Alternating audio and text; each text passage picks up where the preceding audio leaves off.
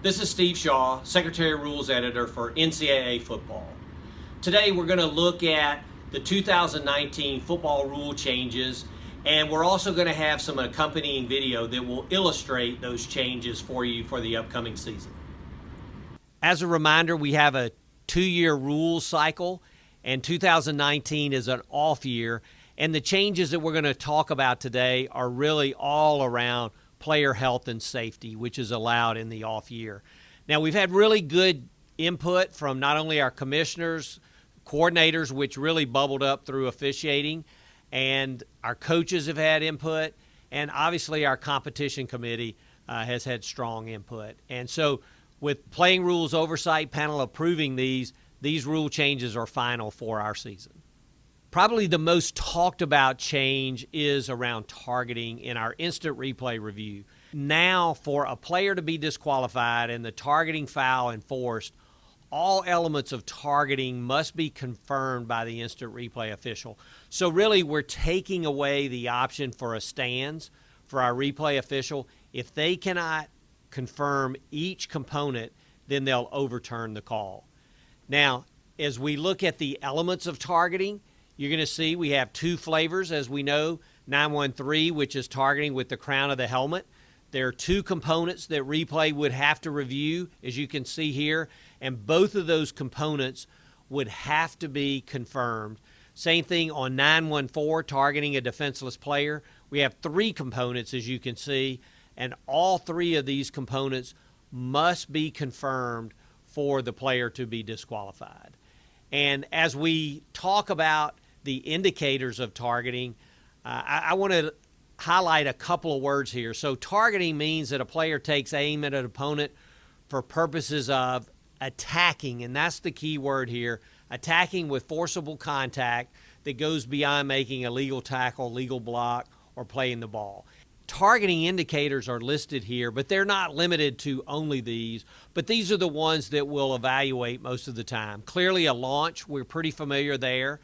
The second, a crouch followed by an upward and forward thrust to attack. And if you see the word attack in each of these, leading with the helmet, shoulder, forearm, fist, or hand, elbow to attack with forcible contact, and simply lowering the head before attacking by initiating forcible contact with the crown of the helmet are all indicators.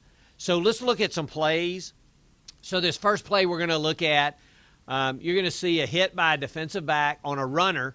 So clearly this is not a 914 situation, but what you're going to see is the tackler lowers his head and then makes forcible contact with the crown of the helmet. So if you're in the replay booth, you're looking at this.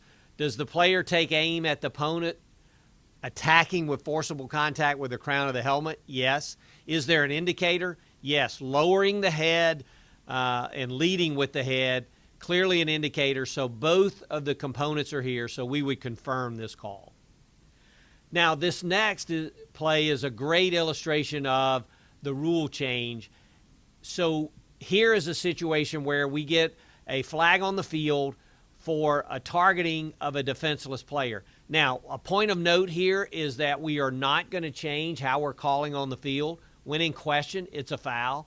But what we're going to see from the video here, clearly the contact is against a defenseless opponent, so we have that. And there is forcible contact to the head or neck area, so we have that. But the question is there an indicator? And as you can see, this player is really playing the ball. There's no indicator here. He's just running through the opponent, playing the ball, and their helmets hit. So here is one you could not confirm an indicator, so we would overturn this call based on this new rule. Now this next play, again, here's a hit on a defenseless receiver. So as replay goes in to look at it, first, do we have a defenseless player? No question about that. Second, is there an indicator? Clearly, this is as big an indicator. I mean, it's a launch, but when you go in and look, is there forcible contact into the head or neck area? And I think you would clearly agree that you could not confirm that. In fact, there really isn't forcible contact into the head or neck. And so here would be a play that we would overturn and not have a targeting foul. Now, this next play we're going to look at is a 9-1-3 or crown of the helmet hit. And important to note that helmets don't have to collide for targeting. And here's a situation where there's a call on the field for targeting with the crown of the helmet. And if you're replay, you go in and look, is there forcible contact with the crown of the helmet? No question. It goes right into the chest of the defenseless player. He's a passer. But it's a crown of the helmet hit, and the indicator is simply lowering the head to attack the opponent. So this would be one that replay would confirm as a targeting foul. The other change in targeting is now there is a progressive penalty. So if a player receives a third targeting foul within a season, then the player is not only disqualified for that game, but also will receive a one-game suspension for the team's next scheduled game. And this would carry over into a championship game, a bowl game, or even could carry over into the next season if that player has eligibility remaining. Now, any game that has instant replay, as we know, the instant replay review decision is final and there's no appeal. But for games in which instant replay is not used, there's still the opportunity, if a player gets that third targeting foul, to consult with the national coordinator for a video review to make sure that it was a targeting foul. Another player safety change is in our overtime rule. So we're not changing anything in the first 4 periods of overtime. The change will come if after 4 overtimes the score is still tied, then beginning with the 5th extra period, each team will move directly to a 2-point try. So all the components will be the same. Whoever's choice it is can choose offense, defense first, or the end of the field. The other team, has the remaining selection. But we will go directly to a 2-point play. If there was a carryover of a penalty, it'll be enforced from the 3-yard line. But the intent of this is that after 4 overtimes, the number of plays have grown to the number where we need to get the players off the field. So this should be a way to end the game without extending it with too many extra plays. And also note that in the absence of media timeouts between the periods, after the 2nd and 4th extra period, we're going to have a 2-minute mandatory break period for the players to rest. Now, one of our most talked about changes is the illegal wedge formation on free kicks. So as we know, there's no change in the definition. The wedge is defined as 2 or more players aligned shoulder to shoulder within 2 yards of each other. Really, the change here is now on free kicks, after the ball has been kicked, it's illegal for 2 or more members of the receiving team. Before it was 3, now it is 2 members of the receiving team to form a wedge for the purposes of blocking for the ball carrier.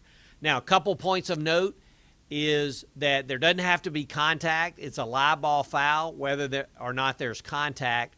But there is no foul if the kick is from an obvious onside kick formation or if the kick results in a touchback, a free kick out of bounds, or a fair catch situation. So let's look at a few plays to illustrate this rule change. On this play, what we're going to see is both a wedge formation in the front end and back end of the formation. So starting on the back end right at the -45, we're going to see 2 players come together shoulder to shoulder, and that creates a wedge formation. That is a foul. But also in the front end of the formation, you're going to see 2 players drop back, and at the +45, they come together shoulder to shoulder to block, and both of these would be considered a foul under our new rule. This next play, we're going to see in the back end of the formation, a formation of a wedge. Now, this is a touchback play, and so there's no foul here, but you could see these players coming together in the back end. But I really want to use this to illustrate a block on the front end. You're going to see right at the -40, there's a double team block, and this is done legally. The 2 players never form a wedge. They never come together shoulder to shoulder, but they both together block this player. So this is not a foul. So this is a proper way to do a double team block. Now this next play, the back end of the formation, again, very clean. No foul for a wedge. But if you go back to the front end, at the -30, you're going to see two players come together shoulder to shoulder to actually block for the ball carrier, and that would be an illegal wedge formation. So that would be a foul in our new rule. And then finally, we're going to use this play to really illustrate a foul and not a foul. So right here at the -30, you're going to see two players come together shoulder to shoulder.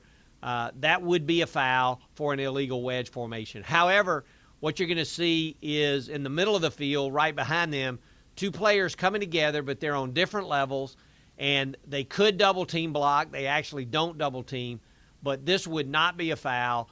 This is a legal way to either double team or set up blocks. This is done properly in the middle of the field. Another player safety change this year is around blindside blocks. And so now we have a definition of a blindside block, and it's an open field block against an opponent that's initiated from outside the opponent's field of vision or otherwise in such a manner that the opponent cannot reasonably defend himself against the block. And the rule now says that no player shall deliver a blindside block by attacking an opponent with forcible contact. The coaches on the committee wanted to leave it as a block that was attacking an opponent with forcible contact and not dictate how a block had to be made.